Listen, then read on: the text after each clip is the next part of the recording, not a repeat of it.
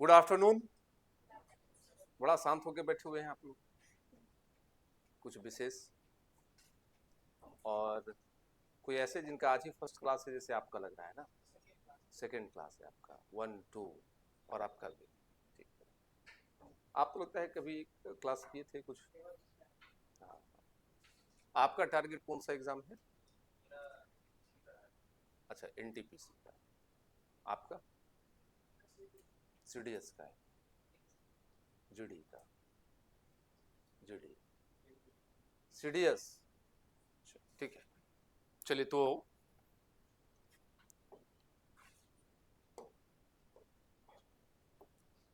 अभी हम लोग इंग्लिश में एक टॉपिक है जिसका नाम है subject verb agreement. Subject verb agreement, इसको लेकर बातचीत करेंगे। कितने लोग फैमिलियर हैं इस टॉपिक से? कुछ जानते हैं क्या होता है सब्जेक्ट वर्ब एग्रीमेंट? कुछ information regarding subject and verb?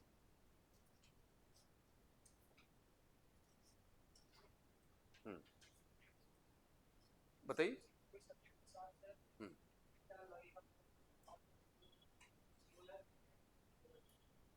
Subject क्या होता है पहले ये बताना होगा।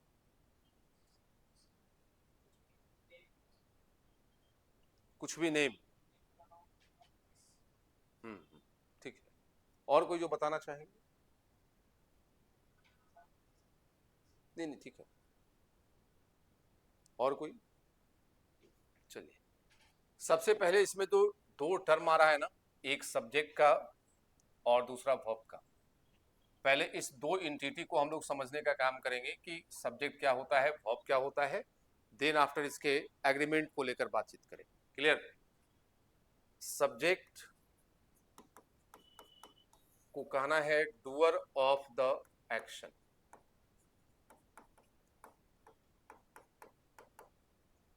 सेंटेंस में जो एक्शन को परफॉर्म करता है, that is known as subject. Clear? Sentence में जो एक्शन को परफॉर्म करता है उसे हम लोग सब्जेक्ट का नाम से जानते हैं। क्लियर? हिंदी में इसको लोग बोलता है कर्ता। पता होगा आप लोगों को। ये सब्जेक्ट जब कभी भी होगा तो दो ही चीज हो सकता है, आइदर नाउन और नहीं तो प्रोनाउन। इंग्लिश लैंग्वेज के सारे ताकत को हम सब्जेक्ट के ऊपर लगा दें, फिर भी सब्जेक्ट दो ही चीज हो सकता है, आइदर नाउन और नहीं तो प्रोनाउन।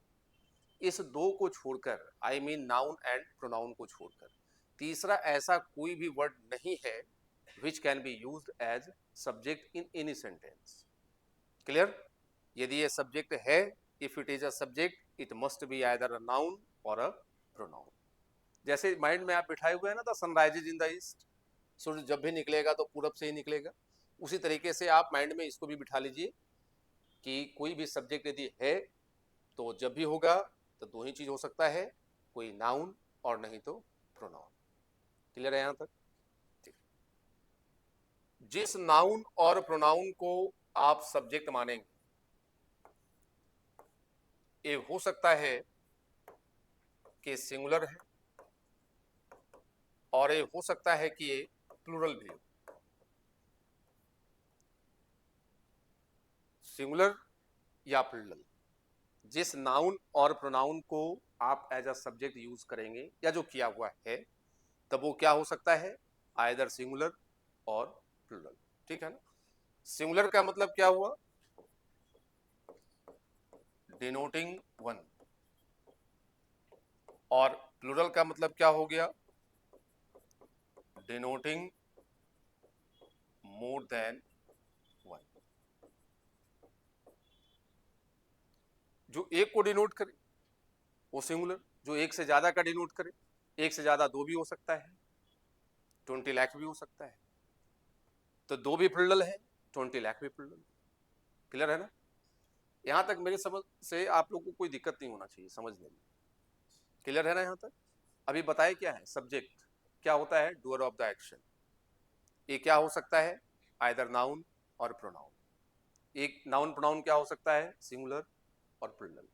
सिंगुलर मतलब जो एक का बोध कराए, प्लुरल का मतलब जो एक से ज्यादा का बोध कराए। यदि किसी भी सेंटेंस में आपको सब्जेक्ट को फाइंड आउट करने में कोई प्रॉब्लम हो रहा है, हाउ टू फाइंड आउट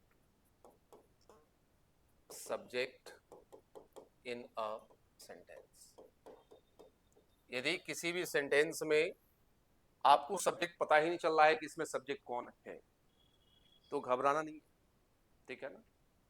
उस सेंटेंस का फर्स्ट वर्ब को आइडेंटिफाई करना है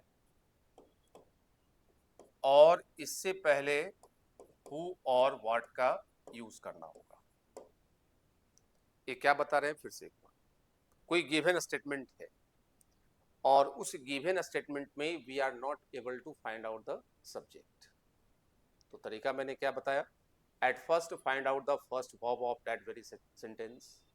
उस सेंटेंस का फर्स्ट वर्ब को आइडेंटिफाई करना होगा। एक कंफ्यूजन में नहीं रहना है कि वो हेल्पिंग वर्ब होगा या मेन वर्ब होगा, डजंट मैटर। आपको फाइंड आउट करना है फर्स्ट वर्ब को, और क्या करना है, हु और व्हाट का यूज करना है just before the first verb. तो ये क्या बन गया, क्वेश्चन बन गया। हु का मतलब होता है कौन, व्हाट का मतलब होता है क्या। इस दोनों में से जिस किसी भी एक का आंसर के रूप में आने वाला जो वर्ड होगा, इसी वर्ड को हम लोग जानेंगे सब्जेक्ट के रूप में।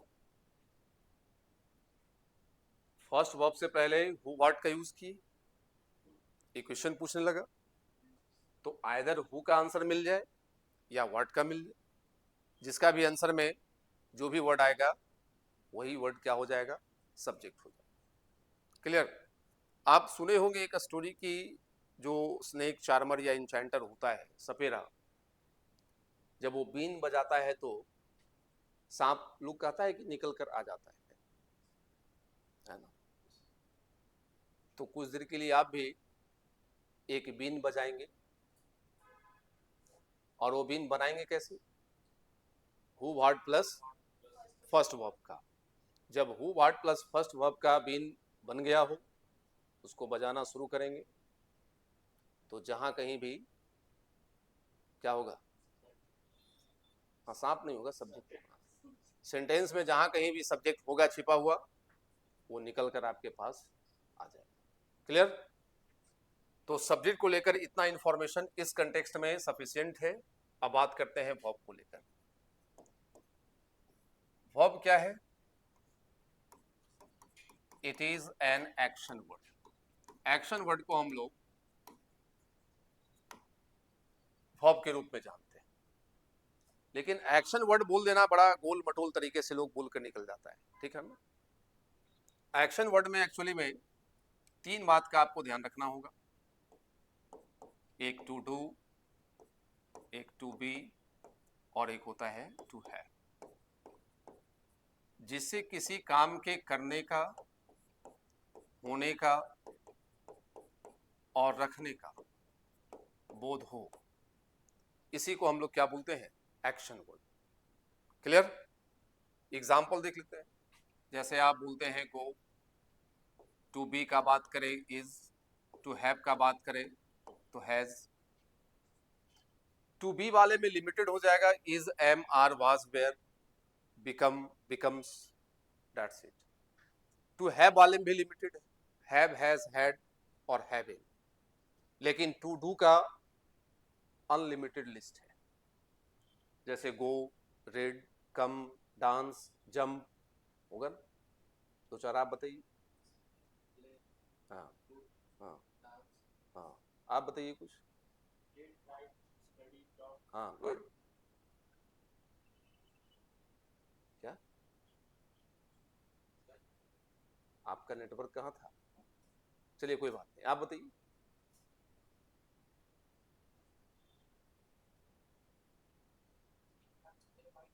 हम्म हम्म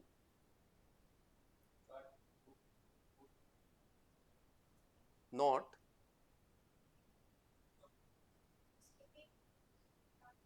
हम्म हम्म ठीक है, ये डांसिंग रीडिंग, बस यही दो है। हम्म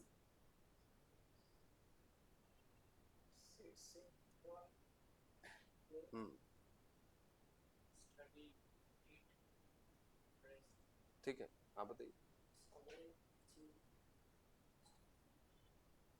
ठीक है, बोलने में लोग नर्वस हो जाते हैं, लगता है कहाँ से हम फंस गए, है ना। सही, कोई बात नहीं। एक वर्ब जो है ना, फॉर्म के बेसिस पे देखा जाए तो ये दो तरह का हो जाता है, एक सिंगुलर और दूसरा प्लूरल। बड़ा इंटरेस्टिंग है सिंगुलर और प्लूरल। यदि किसी V1 के लास्ट में आप S और ES ऐड करते हैं तो ये V5 बनता है, और इसी V5 को हम लोग सिंगुलर वर्ब के रूप में जानते हैं। और जितना भी बेस फॉर्म का वर्ब है जिसको V1 कहते हैं, ये सारा का सारा V1 क्या होता है, प्लूरल। आप इसको ऐसे समझ लीजिए कि वर्ब का जो जन्म होता है ना, वो प्लूरल फॉर्म है, सिंगुलर उसको हम लोग बनाते हैं। कैसे बनाते हैं? बाई एडिंग S और ES। लेकिन नाउन के साथ मामला अपोजिट है। नाउन के एंड पे यदि आप S और ES ऐड करेंगे तो वो प्लूरल बन जाएगा, लेकिन वर्ब के लास्ट में S और ES ऐड करेंगे तो वो सिंगुलर बन जाएगा। जैसे कुछ एग्जांपल यहाँ पे हम लिख देते हैं, singular and plural, is, was, has, does, goes, reads, ये सारा का सारा वर्ब क्या है, सिंगुलर। और इधर जो मैं लिख रहा हूं ये क्या है, प्लूरल। देखिए, तो जितना भी प्लूरल मैंने लिखा है, क्या किसी के भी लास्ट में आइदर S और ES दिख रहा है? नहीं दिख रहा है ना। तो ये सारा का सारा क्या है, प्लूरल है। रफली आप इतना ही बात दिमाग में बिठा लीजिए कि जिस वर्ब के लास्ट में S और ES, डबल S नहीं, सिंगल S और ES दिख रहा है लास्ट में, तो वर्ब क्या हो जाएगा, सिंगुलर। क्लियर है ना यहां तक? एक वर्ब है BLESS, ब्लेस, ये क्या होगा, सिंगुलर या प्लूरल? सिंगुलर कैसे होगा? मैंने बात किया है किसका, सिंगल S और ES का, जबकि इसके लास्ट में क्या है, डबल S है ना, तो ये तो प्लूरल हो गया ना। इसका सिंगुलर हम लोग बनाएंगे, कैसे बनाएंगे, BLESS, ब्लेसेस। ये क्या हो गया, सिंगुलर, और ये क्या है, प्लूरल। एक्सप्रेस, ये क्या है, सिंगुलर या प्लूरल? प्लूरल है ना। डबल S को कंसिडर नहीं करना है, सिंगल S और ES को कंसिडर करना है। क्लियर? तो इसका सिंगुलर क्या हो जाएगा, एक्सप्रेसेस। तो मेरे समझ से इतना बात क्लियर हो गया होगा। सब्जेक्ट क्या होता है, वर्ब क्या होता है, मैंने बेसिक इसका डिफिनेशन दे दिया, ठीक है। अब इसके बीच एग्रीमेंट क्या होता है, सब्जेक्ट और वर्ब तो समझ गए हम लोग कि क्या होता है। इसके बीच एक सिंपल सा एग्रीमेंट है, और इस एग्रीमेंट को हम लोग रूल 1 का नाम दे देंगे।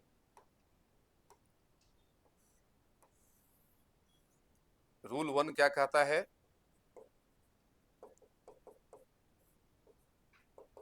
कि सिंगुलर सब्जेक्ट तो इसके साथ सिंगुलर वर्ब होना चाहिए, और प्लूरल सब्जेक्ट है तो इसके साथ प्लूरल वर्ब होना चाहिए।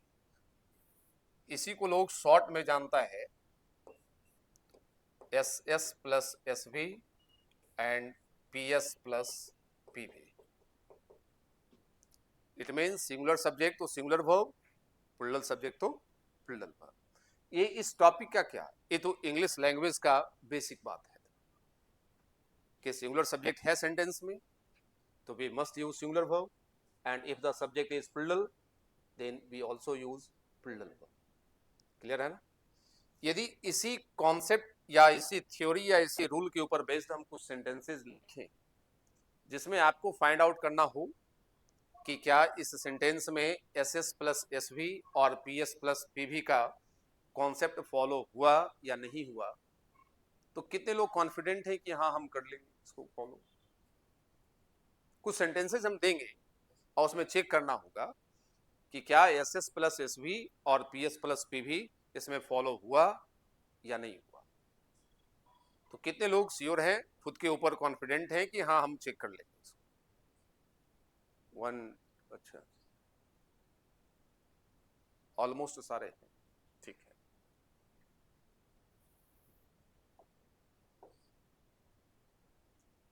कुछ सेंटेंसेस हम लिख रहे हैं।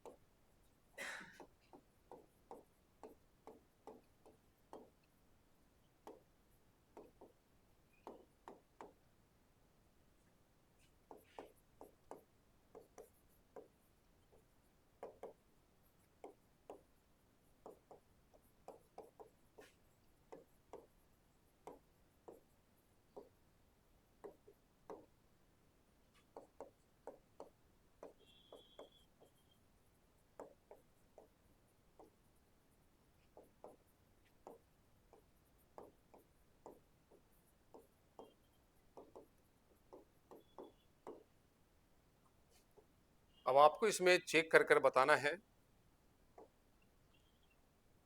कि which one is correct and which one is incorrect. जिसमें S S plus S V और P S plus P V follow हुआ वो करेक्ट है, जिसमें वो फॉलो नहीं हुआ वो इनकरेक्ट हो जाएगा। क्लियर? तो चलिए वन बाय वन सारे सेंटेंस को देखेंगे। Just outside the hotel is two bars. क्या लग रहा है, सेंटेंस करेक्ट है या इनकरेक्ट? इनकरेक्ट है, गलत है। कितने लोग मान रहे हैं गलत है फर्स्ट वाले? 1 2 3। क्यों आपको लगा ये गलत है?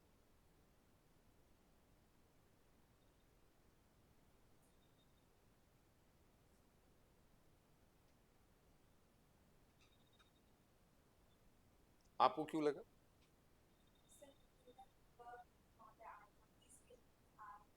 क्यों?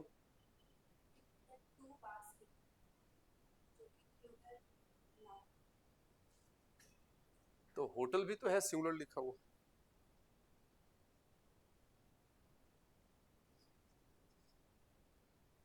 आप बताइए।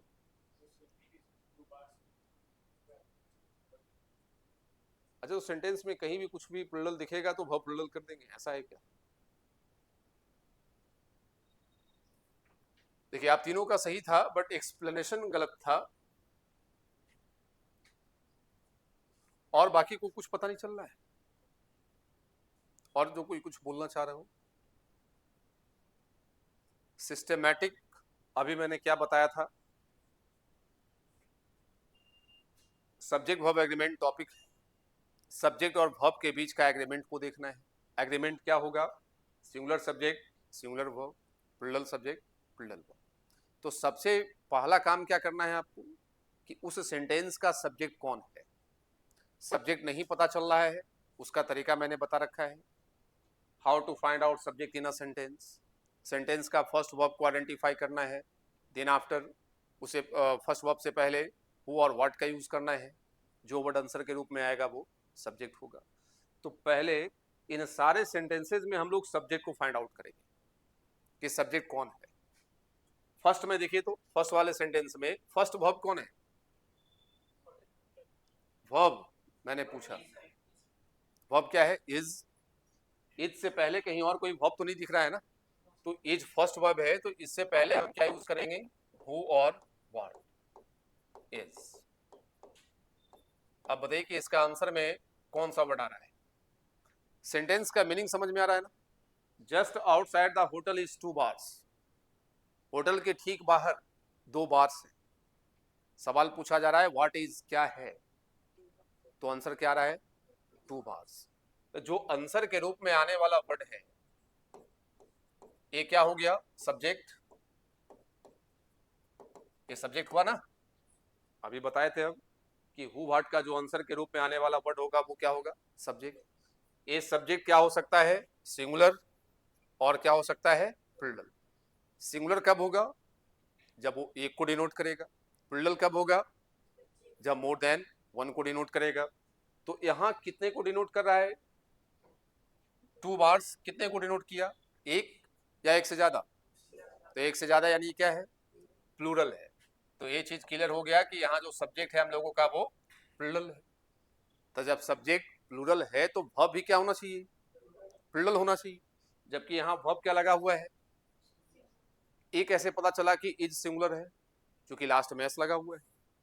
यदि किसी वर्ब के लास्ट में सिंगल एस या ई एस दिखे तब वो क्या होगा? सिंगुलर होगा। तो इसका प्लूरल क्या होता है? आर। अब करेक्ट हो गया सेंटेंस।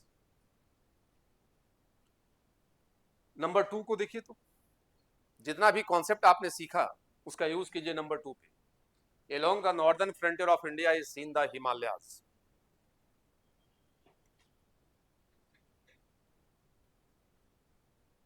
ये क्या लग रहा है, सही या गलत? सिस्टेमैटिक चलेंगे, कभी किसी तरह का कोई कंफ्यूजन नहीं होगा। सबसे पहले क्या आइडेंटिफाई करना चाहिए? सब्जेक्ट को। फिर क्या देखना है कि वो सिंगुलर है या प्लूरल, और यदि सिंगुलर प्लूरल क्लियर हो गया तो वर्ब को देखना है कि क्या उसके अकॉर्डिंगली वर्ब आया या नहीं आया। तो सेकंड वाले सेंटेंस में सब्जेक्ट कौन है? Along the northern frontier of India is seen the Himalayas। Sentence का मीनिंग क्या हुआ? कि भारत के उत्तरी सीमांत से हिमालयाज को देखा जाता है। मेरे को सब्जेक्ट पता नहीं चला, कोई बात नहीं। फर्स्ट वर्ब कौन है? इज। इससे पहले हम लगाते हैं हु और व्हाट। आप देखिए व्हाट इज सीन, क्या देखा जाता है? आंसर क्या आ गया? हिमालयाज। तो हिमालयाज जो आंसर के रूप में आया इसको क्या मानना है? सब्जेक्ट। कंफ्यूजन इस बात का हो रहा होगा कि ये हिमालय सिंगुलर है या प्लूरल है। तो कहीं भी हिमालय लिखा हुआ होगा तो वो सिंगुलर, और यदि हिमालयाज लिखा हुआ है देन इट इज प्लूरल। कहीं गंगा लिखा हुआ है तो सिंगुलर, कहीं गंगेज लिखा हुआ है तो वो प्लूरल। तो यहाँ पे हिमालयाज क्या हो गया? प्लूरल। तो जब सब्जेक्ट प्लूरल है तो वर्ब भी प्लूरल होना चाहिए। तो यहाँ पे वर्ब क्या है? क्या लिखा हुआ है? इज। तो इसको हम लोग क्या कर देंगे? आर। जो मैंने बताया उसी पर है या कुछ एग्जाम्पल अलग दिख रहा है? उसी पे है ना, तो फिर जवाब मिलना चाहिए ना आप लोगों से। नंबर 3 को देखिए। फर्स्ट सेकंड का हो गया, थर्ड को देखिए। 2 miles beyond that pasture was seen hundreds of cattle।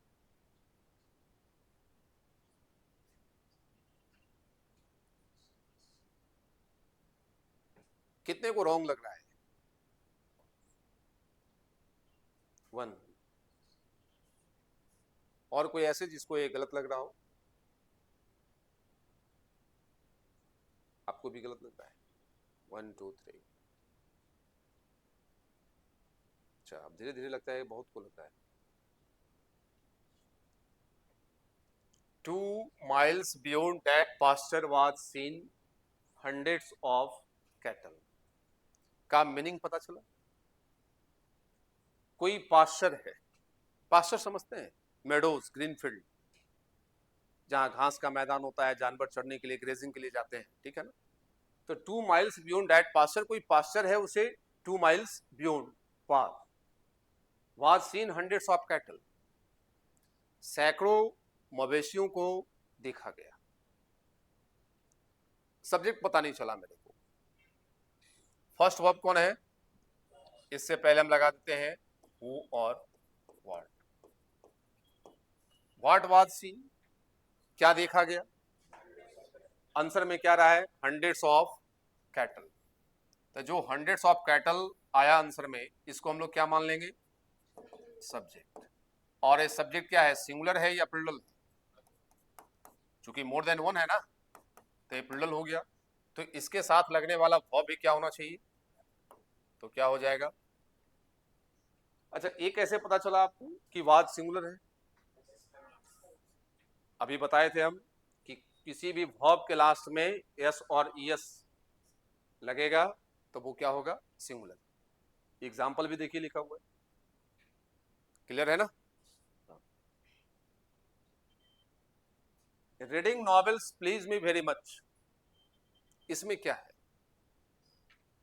Reading novels please me very much,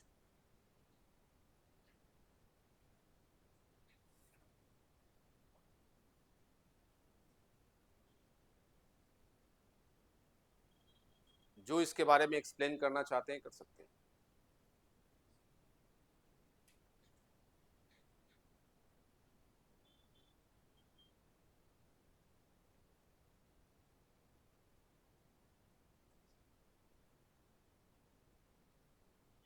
कोई नहीं बताएंगे,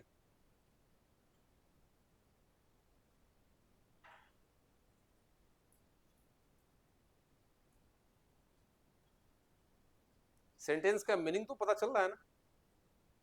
reading novels please me very much, उपन्यासों को पढ़ना मुझे काफी खुश करता है।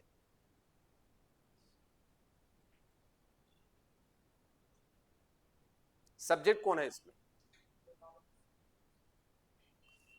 बहुत सारे स्टूडेंट कंफ्यूज हो रहे होंगे रीडिंग को लेकर कि रीडिंग फर्स्ट वर्ब है। जब कभी V1 plus ING, V1 plus ING को हम लोग V4 कहते हैं ना, तो ये V4 यदि कहीं सेंटेंस में लिखा हुआ है तो ये हमेशा वर्ब ही रहेगा, ये जरूरी नहीं। ये मेन वर्ब भी हो सकता है, ये जिरंड भी हो सकता है, और ये पार्टिसिपल भी हो सकता है, ठीक है। यदि V1 plus ING it means V4, यदि किसी सेंटेंस का सब्जेक्ट बना हुआ है, स्टार्टिंग में है, तो जनरली वो सब्जेक्ट होगा, और सब्जेक्ट के रूप में यदि वो है then it is a gerund, वो जिरंड। क्लियर। तो इसमें फर्स्ट वर्ब हम मानेंगे किसको, प्लीज को मानेंगे। Clear. Reading novels please me very much, उपन्यासों को पढ़ना मुझे काफी खुश करता है। फर्स्ट वर्ब है क्या, प्लीज। इससे पहले हम व्हाट का क्वेश्चन करते हैं, what please me very much, answer क्या आ गया, रीडिंग नॉवेल्स। ये पूरा का पूरा, तो इस पूरे को क्या मानेंगे, सब्जेक्ट। अब देखना है कि ये सब्जेक्ट क्या है, सिंगुलर है या प्लूरल है। कितने को लग रहा है कि ये सिंगुलर है, अच्छा कितने को लग रहा है कि ये प्लूरल है, ऑलमोस्ट सबको लग रहा है, और यही फंसने वाली बात है। रीडिंग नॉवेल्स, उपन्यासों को पढ़ना, आप इसको ऐसे समझिए, हम क्लासरूम में एक स्टूडेंट को पढ़ाए, तो क्या मैंने एक काम किया, और यदि 60 को पढ़ा रहे हैं तो क्या हम 60 काम कर रहे हैं, तो काम तो एक ही कर रहे हैं ना, पढ़ाने का काम कर रहे हैं।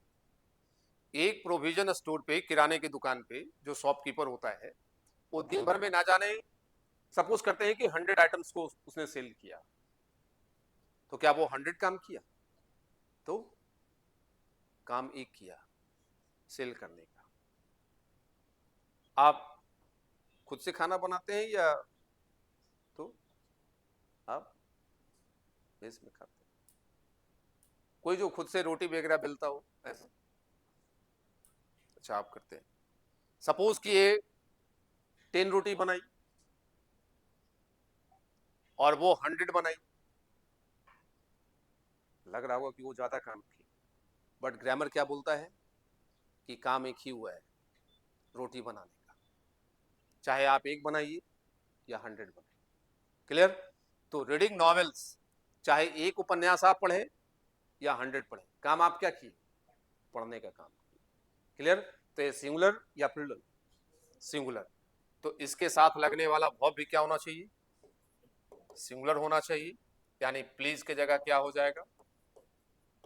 प्लीजेस। क्लियर है? India has won the match by 6 wickets. ये क्या लग रहा है, सही या गलत? India has won the match by 6 wickets.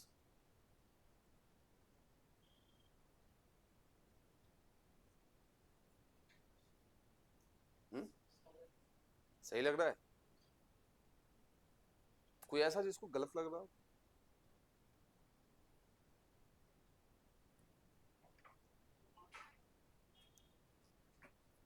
ये गलत है, ठीक है ना? एक सेंटेंस लिखते हैं।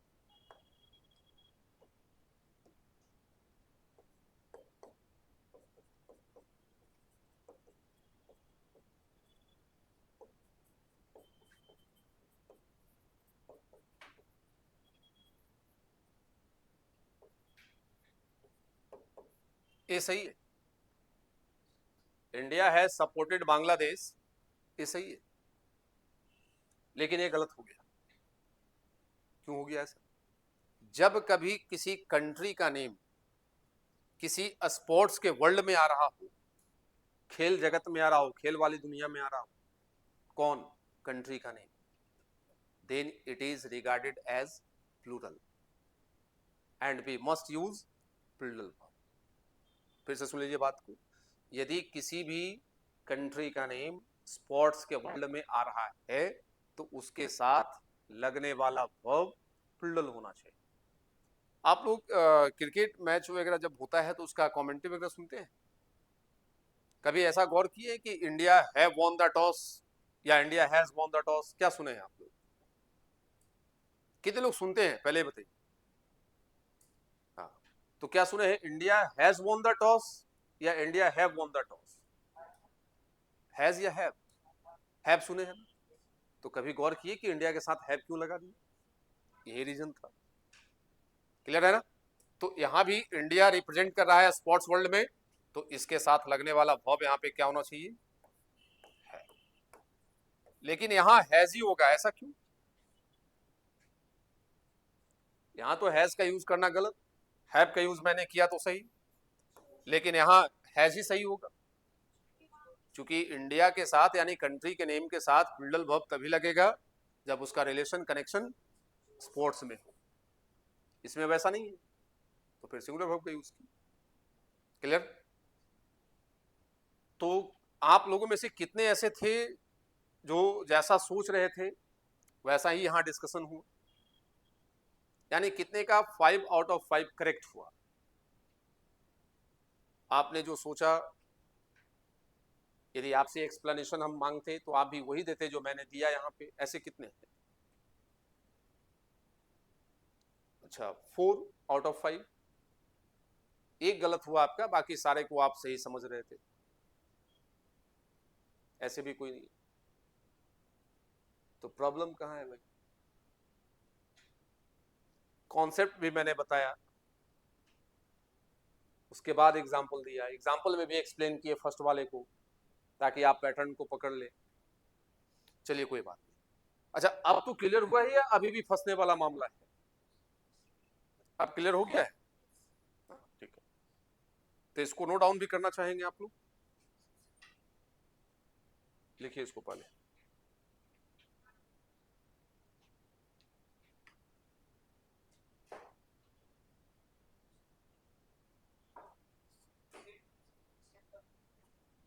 लिखना है।